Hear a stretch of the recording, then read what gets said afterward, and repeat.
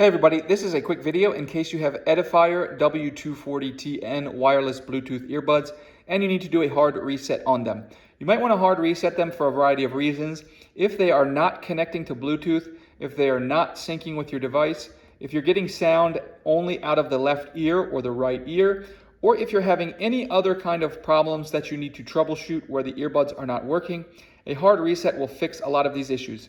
Just keep in mind you will need to set them back up because this will restore the factory default settings, which is that they're not paired with any devices. But if we want to do this, we can go ahead. All we need to do is place them in their case as shown here with the case open and them seated properly inside.